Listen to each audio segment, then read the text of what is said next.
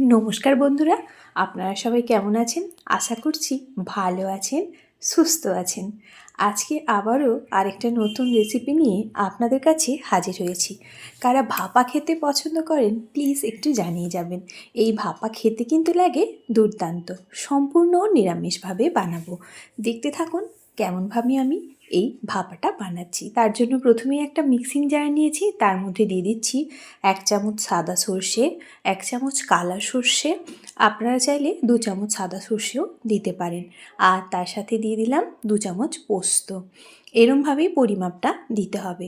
এবার তার সঙ্গেই অ্যাড করছি ঝালের জন্য কয়েকটা কাঁচা লঙ্কা। এই নিরামিষ ভাপাটা খেতে গরম গরম ভাতে এই শীতকালে খেতে কিন্তু দুর্দান্ত লাগে। তাই বলবো এরমভাবে একবার ভাপা বানিয়ে দেখুন। কয়েকটা নারকেল কোচানো দিয়ে দিলাম। এটা সম্পূর্ণ অপশনাল, চাইলে দেবেন, না হলে নাও দিতে পারেন, কিন্তু দিলে খেতে বেশ ভালো লাগে। একটু লবণ দিয়ে ভালো করে একটা পেস্ট বানিয়ে নেব। এবারেই দেখুন এদিকে নিয়েছি সিম। আজকে বানাবো সিম ভাপা। এই সিম ভাপা খেতে কিন্তু দুর্দান্ত লাগে। প্রথমেই সিমগুলো এরম 2 টুকরো করে কেটে নিচ্ছি। সিমের প্রথমেই একটু শিরাটা তুলে নিতে হবে। একদমই নরম ছিল, তাই শিরাও উঠছিল না, তবে একটা আধটাতে কিন্তু উঠছিল। এইভাবে সবজিটা প্রথমে কিন্তু কেটে নিতে হবে। এইভাবে নিরামিষ সিম ভাপাটা একবার বানিয়ে দেখুন, দেখবেন গরম গরম ভাতে এই শীতের দুপুরে খাওয়াটা পুরো জমে যাবে। এরম 2 টুকরো করে শিমগুলো প্রথমে কেটে ধুয়ে নেব। একবার ধুয়েছি, আবারও একবার ভালো করে ধুয়ে নেব। দেখুন সব শিমগুলো আমি কেটে নিয়েছি। আমি এখানে 250 গ্রাম মতো শিম নিয়েছি। এবারে যেই পাত্রে আমি ভাপাটা বানাবো তার জন্যই একটা টিফিন বক্স নিয়ে নিয়েছি। এর মধ্যেই প্রথমেই বাটা মশলাটা পুরোপুরি দিয়ে দিলাম। তারপরে এর মধ্যে অ্যাড করব অল্প একটুখানি সর্ষের তেল। প্রথমে একটুখানি দেখুন কালো জিরে দিয়ে দিলাম। এবারেই সর্ষের তেলটা অ্যাড করছি, তবে একেবারেই অল্প একটুখানি সর্ষের তেল ব্যবহার করবেন। খুব বেশি সর্ষের তেল দেবেন না, তাহলে কিন্তু খুব বেশি ঝাঁঝালো হয়ে যাবে, খেতে ভালো লাগবে না। তাই ভাপাতে যেহেতু সর্ষের তেল একটু দিলে ভালো লাগে, তাই অল্প একটুখানি কাঁচা সর্ষের তেল দিয়ে বেশ ভালো করে সব কিছুর সাথে মিশিয়ে নিচ্ছি।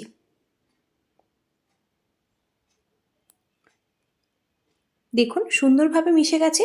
এবারেই ঢেকে এটা রেখে দিচ্ছি, যাতে করে হাওয়া না লেগে যায়।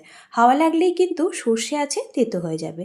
এদিকে গ্যাসের মধ্যে কড়াই বসিয়ে দিয়ে দিলাম অল্প একটুখানি সর্ষের তেল, তার মধ্যেই অ্যাড করছি শিমগুলো। শিমগুলো অল্প একটু সময় ভেজে নেব, যাতে করে শিমের যে একটা সবুজ গন্ধ থাকে সেটা চলে যায়। তবে খুব বেশি ভালো করে ভাজবো না, 2 মিনিট মতো ভেজে নেব, যাতে করে সুন্দর একটা গন্ধ বেরোবে। শিমটা অল্প অল্প ভাজা হবে আর কাঁচা গন্ধটা চলে যাবে।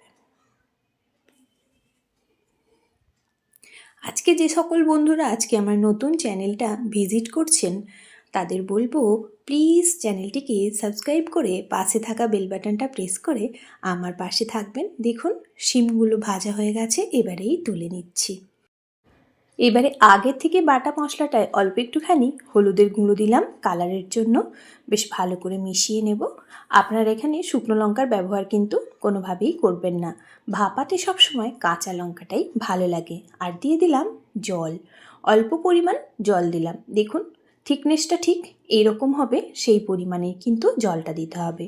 যদি খুব বেশি জল দেওয়া হয় সেক্ষেত্রে কিন্তু ভাপাটা একটু বেশি পাতলা হয়ে যাবে, খেতে তখন অতটা ভালো লাগবে না। মিশিয়ে নিলাম। এবারেই এর মধ্যে অ্যাড করছি ভেজে রাখা শিমগুলো।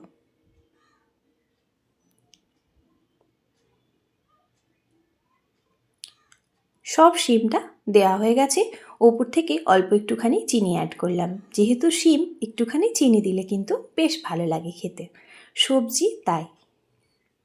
দিয়ে ভালো করে দেখুন মিশিয়ে নিচ্ছি, যাতে করে শিম আর মশলাটা সব কিছু বেশ একসঙ্গে মিশে যায়।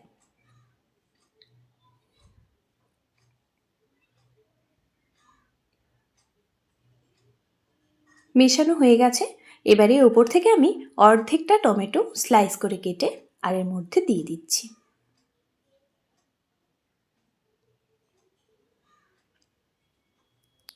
আর দেবো ওপর থেকে 2টো কাঁচা লঙ্কা।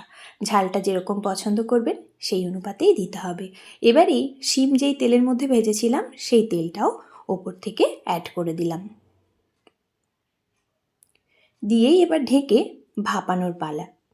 ঢেকে নিয়েছি। এবারেই এদিকে গ্যাসের মধ্যে কড়াইতে 500 গ্রাম পরিমাণ জল দিয়ে দিলাম। একটা স্ট্যান্ড বসিয়ে দিয়েই এর মধ্যে এবার আমি টিফিন বক্সটা ভাপে রাখার জন্য বসিয়ে দেব। এইভাবে 15 থেকে 20 মিনিট লো ফ্লেমে ভালো করে কিন্তু ভাপিয়ে নিতে হবে। তাহলেই গরম গরম ভাতে এই শিম ভাপা পুরোপুরি জমে যাবে।